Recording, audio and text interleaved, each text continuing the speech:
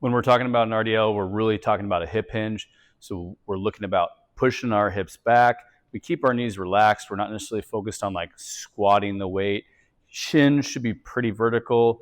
You shouldn't be overextended in the low back, and we shouldn't be rounded in the low back or the upper back. And we don't need to like crane our head up to the sky. So when we talk about a hip hinge, what we're looking at is our torso is in neutral. We're braced, spine's not overextended and not overly flexed. We're going to relax our knees, and we're going to drive our butt back, letting our torso come down naturally as we push our hips back.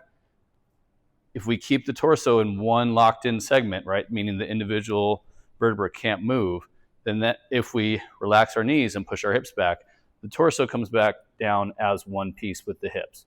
So that's all an RDL is. Essentially, you start from the top. Doesn't matter how you get the bar up. You can take it out of a rack or just deadlift it up, whatever. You're going to start from the top. Again, relax your knees and push your hips back. Really think about getting your hips back really far. Now, a lot of people don't have the flexibility in their hamstrings to go super low. What they're gonna do to get the depth is they're gonna get here. They don't have any more hamstring left, and then they're gonna round in the back to get down. I don't care personally when I'm coaching people how low they get when they start doing this. It's all about how far down can you go just by pushing your hips back with a neutral spine. So if this is all you got, sweet, that's all you got. And don't worry about the depth at the time. Okay, now you can change this. You can do it with dumbbells. You can do it with a bar. It doesn't matter. You're just starting from the top, like I said.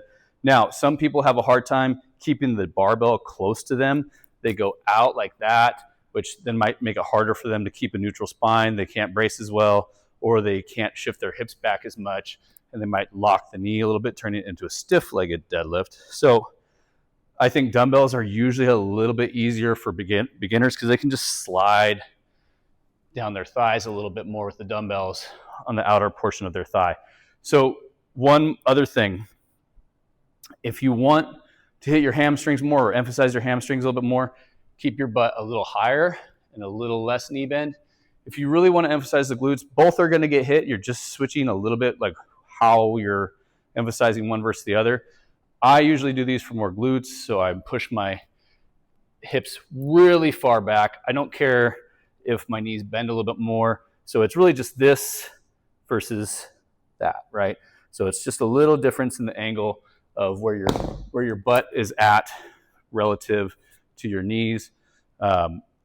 If you want to hit your glutes harder, I think most people know don't let your knees cave in as you go down, but really focus on opening up in your thighs, like opening your groin forward to wherever you're at. Don't roll out on your foot, but open hard in here. That's going to hit those glutes much more and keep it more of a hip-based movement. That's really about it.